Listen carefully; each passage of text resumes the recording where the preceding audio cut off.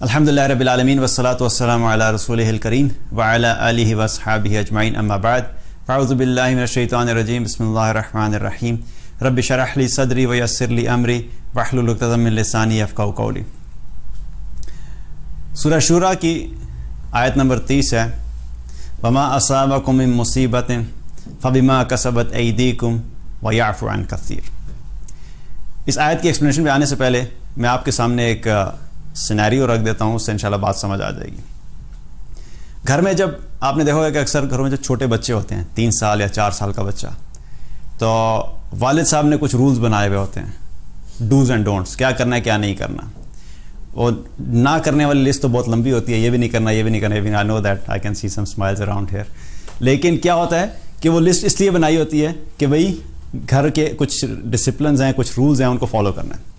اب بچے کو کیا کہا ہوتا ہے، دیکھو یہ جو صوفہ ہے، تم نے صوفے کے اوپر چھلانگیں نہیں لگانی، جمپ نہیں کرنی، صوفے پہ چڑھنا پھر جمپ کرنا۔ بچوں کو شوق ہوتا ہے نا صوفے پہ جمپس مارنا، تو منع کہتے ہیں صوفے پہ جمپس نہیں کرنی۔ پھر کہتے ہیں اچھا یہ جو سائڈ پہ ٹیبل ہے، یہاں پہ شیشے کا ٹیبل ہے، اس کے گرد تم مجھے بھاگتے ہوئے نظر نہیں آؤ، یہ بھی رول ہوتا ہے۔ پھر کیا کہتے ہیں اچھا یہ جو پینسل ہے، تم پینسل سے مجھے دیوار پہ لائنیں لگاتے ہوئے نظر نہیں آؤ۔ پھر ہم کہتے ہیں کہ یہ جو الیکٹریسٹی کے ساکٹس ہیں، بجلی کے یہ جو ساکٹس بنے ہوئے ہیں، ان کے قریب مت جانا، ان کو ہاتھ نہیں لگانا۔ بچوں کو یہ بڑا شوق ہوتا ہے کہ وہ بجلی کے ساکٹس کے قریب جا کے چھیڑتے ہیں انہیں۔ پھر انہیں کہتے ہیں کہ یہ جو ہیٹر ہے، ہیٹر کے قریب نہیں آنا۔ اب یہ ساری چیزیں بتائی ہوتی ہیں۔ اب آپ سوچئے کہ والد صاحب بیٹھے آپ کتاب پڑھ رہے ہیں اور بچہ جو ہے نا وہاں پہ اپنے کھیلنے میں مصروف ہے۔ اچانک والد صاحب دیکھتے ہیں کہ بچے نے صوفے سے چھلانگیں مارنا شروع کر دی، کبھی صوفے پہ چڑھ رہا ہے، پھر جمپ لگا رہا ہے، پھر چڑھ رہا ہے، پھر جمپ لگا رہا ہے۔ اور والد صاحب یوں کر کے دیکھتے ہیں اور دیکھ کے کیا کرتے ہیں، وہ اگنور کر دیتے ہیں، وہ کہتے ہیں اچھا ٹھیک ہے۔ پھر کیا کرتے ہیں، دیکھتے ہیں بچہ اتنے میں کیا ہے کہ وہ بھاگنا شروع کیا، اور جس ٹیبل کے پاس منع کیا تو وہیں پہ بھاگنا شروع کر دیا اس نے۔ اب پھر وہ دیکھتے ہیں تھوڑا سا پارا ہائی ہونا شروع ہوتا ہے، لیکن پھر بھی کیا کرتے ہیں، پھر بھی اگنور کر دیتے ہیں۔ پھر اچانک کیا دیکھتے ہیں کہ بچے نے پینسل اٹھائی اور دیوار پہ لکھنے لگا ہے، تو ابا جان کیا کہتے ہیں سو اس میں کچھ نہیں کہتے، صرف اتنا کہتے ہیں۔ اور اگر دیسی قسم کا باپ ہے تو اس کی جو ہے نا وہ کافی ہوتی ہے بچے کے لیے نا، لیکن ابھی تک کچھ کہا نہیں۔ پھر کیا ہوا کہ بچے کو جو منع کیا تھا کہ ساکٹ کے قریب نہیں جاؤ، تو وہ جا دیکھتے ہیں الیکٹریسٹی ساکٹ کے قریب جا رہا ہے، تو پھر آپ کیا کہتے ہیں، مت کرو the next step comes in, مت کرو۔ بچہ پھر اپنے لگا ہے۔ پھر اچانک کیا ہوتا ہے کہ اب جو ہے نا وہ پارا بالکل ہائی ہو گیا اور بھر گیا ہے، بچہ آتا ہے ہیٹر کے پاس اور ہیٹر کو ہاتھ لگانے لگتا ہے۔ پھر کہتے ہیں منع کیا ہے نا مت کرو، اچھا پھر نہ یہ ہوتا، پھر کیا کرتے ہیں بچہ پھر آنے لگتا ہے، آ کے ہاتھ لگانے لگتا ہے۔ جب ہاتھ لگانے لگتا ہے تو پھر ابا جان کو آتا ہے غصہ، تو لگاتے ہیں وہاں پہ ایک تھپڑ۔ اگر دیسی باپ ہے تو پھر تو تھپڑ بھی دیسی قسم کا ہوتا ہے، کیونکہ دیسی باپ نے دیسی گھی بھی کھایا ہوتا ہے، تو وہ لگتا ہے زوردار قسم کا۔ لیکن اگر ہلکا سا بھی لگا دیا تھپڑ تو اب بچے نے کیا کیا، بچے نے رونا شروع کر دیا، کیونکہ بچے کو جب تھپڑ لگے گا تو بچے کو تکلیف ہوگی۔ اب بچہ رو رہا ہے اور وہ اس کے دل میں کیا آ رہا ہے کہ میرا باپ کتنا ظالم ہے، اتنے زور کا تھپڑ لگا دیا اور مجھے تکلیف ہو رہی ہے۔ اب اس کے دل میں کیا آ رہا ہے کہ میرے سے بڑی زیادتی ہوگی۔ ٹھیک ہے، اب اس سینیریو کو آپ ذرا ذہن میں رکھیے گا۔ ہمارا معاملہ بھی جو ہے وہ کچھ ایسا ہی ہے۔ اللہ سبحانہ و تعالیٰ نے ہمیں بہت ساری چیزوں سے منع کیا ہوا ہے کہ دیکھو یہ نہیں کرنا، یہ نہیں کرنا، جھوٹ نہیں بولنا، غیبت نہیں کرنا، چغلی نہیں کرنا، زنا نہیں کرنا، شراب نہیں پینا، اپنے جسم کی نمائش نہیں کرنا، کسی کو برا بھلا نہیں کہنا، والدین کے ساتھ والدین کی نافرمانی نہیں کرنا، ایک پوری لسٹ ہے۔ اور ہم اپنی زندگی میں کیا کرتے رہتے ہیں، ہم روزانہ کی بنیاد کے اوپر ان گناہوں میں مبتلا رہتے ہیں، کوئی نہ کوئی گناہ کرتے رہتے ہیں، کبھی ایک کیا، کبھی دوسرا کیا، کبھی تیسرا کیا۔ اور پھر ایک سٹیج آتی ہے کہ اچانک کیا ہوتا ہے کہ ہمارے پہ کوئی مصیبت آ جاتی ہے اور مشکل آ جاتی ہے۔ اب کیا مصیبت آ گئی، مالی تنگی آ گئی، بیماری آ گئی، گھر میں مسئلہ ہو گیا، لڑائی جھگڑا ہو گیا، بچے بیمار ہو گئے، کئی دفعہ بچے کا انتقال ہو گیا، کسی قریبی جاننے والے کا انتقال ہو گیا، بزنس کا لاس ہو گیا، بزنس کولیپس کر گیا، جاب میں سے انسان فائر ہو گیا، بہت سارے مشکلات ہیں۔ جو ہی مصیبت آتی ہیں تو ہم کیا کہتے ہیں، فوراً کیا کہتے ہیں کہ اللہ کو میں ہی ملا تھا، پتہ نہیں میرے ساتھ ہی کیوں ہوتا ہے، میں نے تو کوئی گناہ کیا ہی نہیں، میرے سے تو غلطی ہوئی نہیں، تو مجھے کس چیز کا ملا۔ تو اللہ سبحانہ تعالیٰ اس آیت میں کیا فرما رہے ہیں، وما اصابکم من مصیبت فبما کسبت ایدیکم، تم پہ جو بھی مصیبتیں آتی ہیں وہ تمہارے اپنے کرتوتوں کی وجہ سے آتے ہیں، تمہارے اپنے اعمال کی وجہ سے آتے ہیں. وَيَعْفُ عَنْ كَثِيرٍ، اور بہت ساری تو ایسی ہیں جو اللہ ویسے ہی معاف کر دیتا ہے. تو اب آپ اگزامپل لیں کہ جس طریقے سے وہ ابا جان نے جب تھپڑ لگایا تھا، اس سے پہلے کتنی ساری اگنور بھی کی تھیں، اس سے پہلے بتایا تھا یہ نہیں کرو، یہ نہیں کرو، یہ نہیں کرو، پھر بھی کیا اس بچے نے، لیکن ان سب کے اوپر نہیں پکڑا. لیکن آخر میں جو کی تھی تم نے، آخری جو تم نے حرکت کی تھی، جو بچے نے ہیٹر پہ ہاتھ لگانا تھا تو اس پہ تھپڑ لگایا، تو حقیقت میں وہ تھپڑ بھی کیا تھا؟ والد کی طرف سے محبت تھی. کیونکہ اگر وہ اس کو تھپڑ اس وقت نہیں لگاتا تو تھپڑ کی تکلیف تو ہے تھوڑی، لیکن اگر وہ ہاتھ اس کا ہیٹر کو لگ جاتا تو ہاتھ جل جانا تھا. تو ہاتھ جلنے کی تکلیف زیادہ ہے یا کہ تھپڑ لگنے کی تکلیف زیادہ ہے؟ ہاتھ جلنے کی تکلیف ہے. ہاتھ جو ہے کتنے دن تک اس کا جلا رہتا. تو اس بڑی تکلیف سے بچانے کے لیے باپ نے کیا کیا؟ تھپڑ لگایا تاکہ وہ رک جائے. اسی چیز کو اللہ سبحانہ تعالیٰ نے قرآن میں فرمایا وَلَا نُذِيقَنَّهُم مِّنَ الْعَذَابِ الْأَدْنَىٰ دُونَ الْعَذَابِ الْأَكْبَرِ لَعَلَّهُمْ يَرْجِعُونَ. ہم انہیں دنیا میں ہی ہم انہیں بڑے عذاب سے پہلے چھوٹے چھوٹے عذابوں کا مزہ چکھاتے رہیں گے. لیکن وہ عذاب کس لیے آتا ہے، وہ مشکل کس لیے آتی ہے، وہ تکلیف کس لیے آتی ہے؟ لَعَلَّهُمْ يَرْجِعُونَ، تاکہ یہ اللہ کی طرف پلٹیں. وہ اللہ کی طرف سے ایک ریمائنڈر ہوتا ہے، وہ اللہ کی طرف سے ایک تنبیہ ہوتی ہے. وہ اللہ سبحانہ تعالیٰ ہمیں بڑے نقصان سے بچانے کے لیے چھوٹا نقصان میں ڈالتا ہے. جس طرح ہیٹر سے ہاتھ جلنے کے نقصان سے بچنے کے لیے ایک تھوڑا سا تھپڑ لگایا جو وہ وقتی طور پہ تکلیف تھی، لیکن اس کی وجہ سے وہ بڑی تکلیف سے بچ گیا بچہ. اسی طریقے سے ہمیں اللہ سبحانہ تعالیٰ آخرت کی بڑی تکلیف سے بچانا چاہتا ہے، جس سے بچانے کے لیے اللہ سبحانہ تعالیٰ دنیا میں ہمیں چھوٹی چھوٹی مشکلات میں ڈال دیتا ہے. تو اس سے کیا پتہ لگا کہ جس طرح باپ کا تھپڑ لگانا حقیقت میں وہ تکلیف نہیں تھی، وہ شفقت تھی اور وہ رحمت تھی. اسی طریقے سے اللہ سبحانہ تعالیٰ کی طرف سے مشکلات کا آنا، مصیبتوں کا آنا اور پریشانیوں کا آنا، وہ بھی حقیقت میں اللہ کی رحمت ہے کہ اللہ ہمیں ریمائنڈ کرانا چاہتا ہے کہ دیکھو تم بڑے اس سے بچ جاؤ. اور اس سے کیا پتہ لگتا ہے کہ اللہ تعالیٰ تمہارے بہت سارے گناہوں کو معاف کرتا ہے. کہ اگر اللہ سبحانہ تعالیٰ تم سے تمہارے اعمال کے مطابق چلنا شروع کر دے، تمہارے اعمال کے مطابق ڈیل کرنا شروع کر دے، تو پھر تو ہم میں سے کوئی بھی شخص زمین پہ چلنے کے قابل ہی نہ رہے.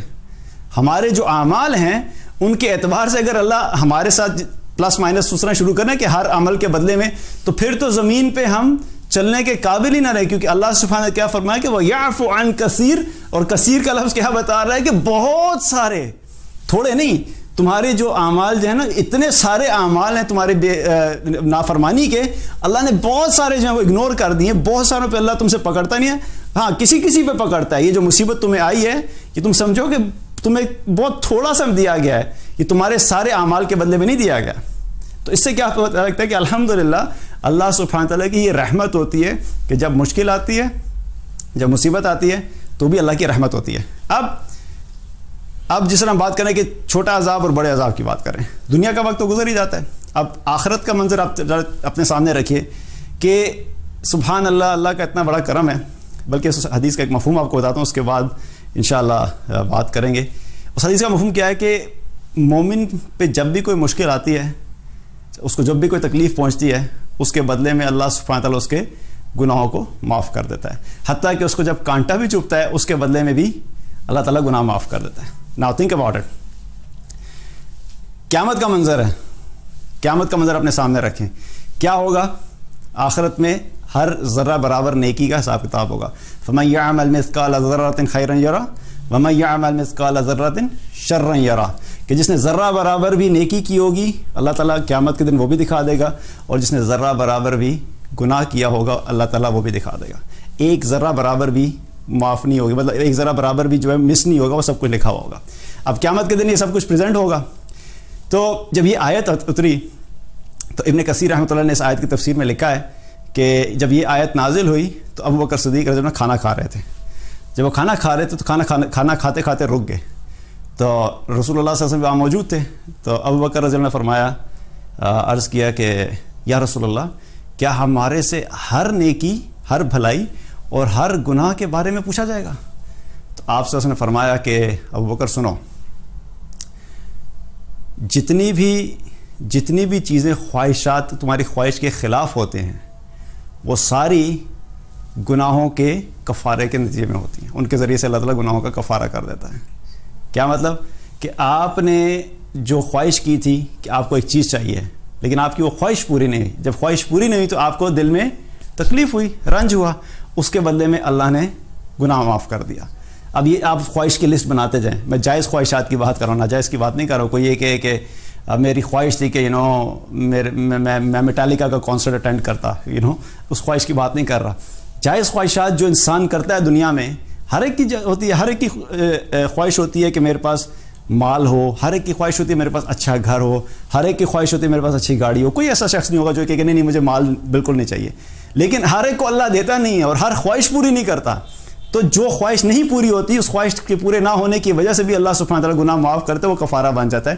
اور پھر آپ نے فرمایا کہ نیکیاں تو اللہ کے ہاں ویسے ہی جمع شدہ ہیں، گناہ ادھر سے معاف ہوتے جا رہے ہیں اور نیکی اللہ کے جمع ہوتی چلی جا رہی ہیں۔ اب آگے چلتے ہیں، ہم قیامت کی بات کر رہے تھے کہ قیامت کا دن جب قائم ہوگا، میدان محشر ہوگا، جنت لائی جائے گی، جہنم لایا جائے گا، ترازو قائم ہوگا، لوگ اپنے نفسا نفسی کے عالم میں وہاں پہنچ رہے ہوں گے، اور ہم نے بات کر لی کہ ذرہ برابر بھی خیر کی ہوگی اس کا بھی اجر نظر آئے گا، ذرہ برابر بھی شر کیا ہوگا، گناہ کیا ہوگا، اس کا بھی اجر نظر آئے گا۔ اب یہ سارا چیز جو ہے جو قیامت میں نظر آئے گا، اصل میں لکھا ابھی جا رہا ہے۔ آج ہم جب نیکی کرتے ہیں تو کیا ہوتا ہے کہ ہمارا دائیں سائڈ پہ نیکی والا فرشتہ لکھ لیتا ہے، اور ہم گناہ کرتے ہیں تو کیا ہوتا ہے کہ بائیں سائڈ پہ جو فرشتہ ہے وہ لکھ لیتا ہے۔ ہاں، یہ ایک الگ بات ہے کہ دائیں سائڈ والا ہمارا بیچارہ اکثر ہی خالی بیٹھا ہوا ہوتا ہے، اور جو لیفٹ سائڈ والا ہے وہ اوور ٹائم لگا ہوتا ہے، لکھ رہا بیچارے بیچارے والے کو موقع ہی نہیں ملتا، تو وہ کیا ہے کہ اب سب چیزیں کیا ہو رہی ہیں، لکھی جا رہی ہیں، لیکن ابھی ہمیں نظر نہیں آ رہی۔ قیامت کے دن یہ ہمارے نام اعمال میں دکھا دیا جائے گا۔ اور پھر قیامت کے دن کے بارے میں اللہ تعالیٰ نے کیا فرمایا؟ فَأَمَّا مَنْ ثَقُلَتْ مَوَازِينُهُ فَهُوَ فِي عِيشَةٍ رَاضِيَةٍ وَأَمَّا مَنْ خَفَّتْ مَوَازِينُهُ فَأُمُّهُ هَاوِيَةٌ۔ جس کا نیکیوں والا پلڑا بھاری ہو گیا وہ کامیاب، اور جس کا گناہوں والا پلڑا بھاری ہو گیا وہ اس کا ٹھکانہ کیا ہے؟ ہاویہ، وہ ناکام ہو گیا۔ So now just imagine this thing, کیا ہو رہی ہیں کہ نیکیاں بھی ایڈ ہو رہی ہیں اور گناہ بھی ایڈ ہوتے چلے جا رہے ہیں۔ ایک طرف نیکیاں ایڈ ہو رہی ہیں، ہماری کئی دفعہ ہماری سچویشن کیا ہوتی ہے کہ ہم لوگ نیکیاں کر نہیں سکتے، ہم اپنی نیکیوں سے کچھ درجات کو حاصل کر نہیں سکتے۔ تو کیا ہو رہا ہے کہ اب نیکیاں جو ہے وہ بڑھ نہیں رہی، لیکن گناہ بڑھتے چلے جا رہے ہیں، گناہ بڑھتے چلے جا رہے ہیں۔ اب جب ہمارے نیکیاں کم ہو گئی اور گناہ بڑھ گئے تو اللہ سبحانہ تعالیٰ کی رحمت کیا ہوتی ہے کہ اللہ تعالیٰ ہمیں کیا کرتا ہے؟ مشکلات میں ڈال دیتا ہے کہ میرا یہ بندہ اب نیکیوں میں آگے نہیں بڑھ پا رہا، تو اس کو کسی طریقے سے کامیاب ہونا ہے تو اس کو مشکلات میں ڈال دو۔ جب مشکلات میں ڈالتے ہیں، آپ کا پاؤں سلپ ہوا، آپ کی گناہ نکل گیا، آپ کو چوٹ لگی، آپ کا گناہ نکل گیا، آپ کا کھانا پکاتے ہوئے ہلکا سا ہاتھ پہ گرم سے کچھ لگا، جل گیا، گناہ نکل گیا، آپ کی جاب میں پرابلم ہوا، گناہ نکل گیا، بزنس میں لاس ہوا، گناہ نکل گیا۔ آپ دنیا میں جس بھی مشکل میں پڑتے ہیں، اب یہ کیا ہو رہا ہے کہ جو گناہوں کا پلڑا ہے وہ سارا نکلتا جا رہا ہے، اور نیکیاں اپنی جگہ موجود ہیں۔ تو حقیقت میں کیا ہو رہا ہے کہ اللہ سبحانہ تعالیٰ ہماری آخرت کی کامیابی کے لیے بھی ہم پہ یہ رحمت کرتا ہے کہ دنیا میں ہی ہم پہ ایسی سچویشن ڈالتا ہے کہ جب قیامت کے دن تمہارا جو پلڑا گناہوں کا بھاری ہونا ہے، اس سے بہتر ہے کہ تم اس کا دنیا میں ہی کچھ نہ کچھ خمیازہ پے کر دو، کچھ پرائز پے کر دو، تاکہ تمہارے آخرت کی کامیابی، آخرت کی ناکامی سے تم لوگ بچ جاؤ۔ تو حقیقت میں مشکلات جب آتی ہیں تو ان کے بدلے اللہ سبحانہ تعالیٰ ہمارے ساتھ خیر کا معاملہ کر رہا ہوتا ہے، وہ ہماری ہی کامیابی کے لیے چھوٹی چھوٹی مشکلات میں ڈالتا ہے تاکہ ہم آنے والی بڑی ناکامی سے بچ جائیں۔ تو جب بھی کوئی مشکل آتی ہے، جب بھی کوئی مصیبت آتی ہے، ہمیں اپنے ایٹیٹیوڈز کو درست کرنے کی ضرورت ہے۔ اس مصیبت کو ہمیں مصیبت نہیں سمجھنا۔ یہ ایک نیچرل سی بات ہے کہ فیلنگز تو اپنی جگہ پہ ہیں، ایموشنز تو ہیں۔ آپ کو جب مالی نقصان ہوتا ہے تو غم تو ہوتا ہے، آپ کے بچے کو کوئی شدید چوٹ لگ گئی تو غم ہوگا، آپ کے کسی قریبی جاننے والے کی وفات ہوگی تو غم تو ہوگا۔ اگر رسول اللہ صلی اللہ علیہ وسلم اپنے بیٹے ابراہیم کی وفات پہ رو سکتے ہیں تو وہ ایموشنز ہیں، اس پہ ایموشنز تو ایک فطرتی بات ہے، وہ اللہ کے رسول صلی اللہ علیہ وسلم میں بھی تھے۔ لیکن کیا ہے کہ ہمیں اپنے ایموشنز کو کنٹرول کرنا اور اس چیز کو اپنے ذہن کو اس چیز پہ تیار کرنا کہ اللہ کی طرف سے جب بھی کوئی مشکل آتی ہے وہ حقیقت میں اللہ کی رحمت ہی ہے۔ جب ہم اس کو پازیٹیولی لیں گے کہ انشاءاللہ اس کے بدلے میں اللہ میرے آخرت کے درجات بلند کر رہا ہے، اس کے بدلے میں اللہ مجھے آخرت میں کچھ پے کرے گا، اس کے بدلے میں اللہ تعالیٰ مجھے آخرت میں کمپنسیٹ ضرور کرے گا، اس یقین کے ساتھ زندگی گزارنا اور اس چیز پہ رکھنا کہ یہ اللہ کی حقیقت میں رحمت ہی ہے۔ اور یہ بھی یقین رکھنا کہ اچھا چلو یہ آئی ہے، اگر گاڑی کا ایکسیڈنٹ ہو گیا تو کوئی بات نہیں، گاڑی تھوڑی سی خراب ہوئی ہے نا، جان تو بچ گئی۔ اگر بچے کو چوٹ لگی، ہاتھ میں کٹ لگ گیا تو اللہ کا شکر ہے صرف کٹ لگا ہے نا، جان تو بچ گئی۔ تو اس کو ہم نے اس ایسپیکٹ میں دینا کہ اس سے بھی برا ہو سکتا تھا، اگر ہمارے اپنے اعمال کی طرف ہم دیکھیں تو ہم اپنے اعمال کے اعتبار سے تو ہمارے ساتھ اللہ اگر کرنا شروع کر دے تو اٹ کوڈ ہیو بین ورس دین دس. الحمدللہ کہ اللہ نے بڑی مشکل سے بچا لیا.